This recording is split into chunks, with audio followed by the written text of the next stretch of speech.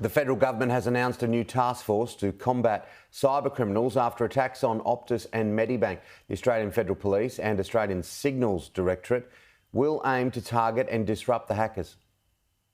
The government is declaring war on cybercriminals. It is beyond doubt now that this is a crime type that will continue in our country. So today we're putting cybercriminals on notice.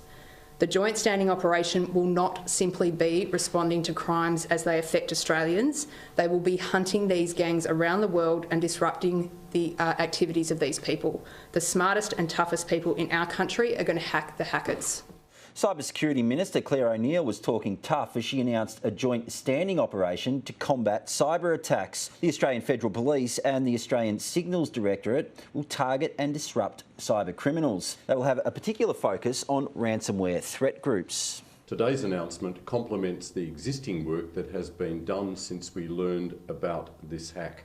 It formalises and intensifies cooperation between two key agencies, the Australian Federal Police and the Australian Signals Directorate, and sends a message to cyber criminals who would seek to do Australians harm that there are two very powerful bodies who will be working together to do all that they can to stop you. Almost 10 million Australians have been affected by the cyber attack on Medibank Private. Hackers have been demanding ransoms and releasing personal patient information. Even amongst ransomware groups, it is considered beyond the pale to do what has happened here, and that is reveal completely private information and persecute totally innocent people to try to get a ransom. An attack on Optus in September also affected almost 10 million customers.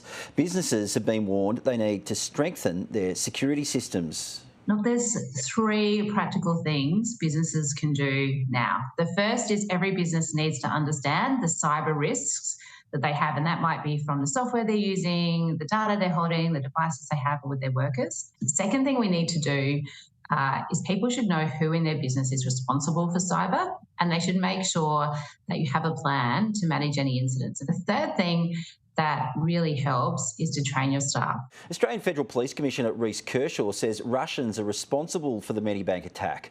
Russia's embassy in Australia has criticised the AFP's accusations, but the Attorney-General hasn't ruled out expulsions. The Australian government is looking hard at Russia's diplomatic profile in Australia, and all options remain under consideration. Our preference is to maintain diplomatic channels, but diplomatic profiles must always be consistent with our national interest.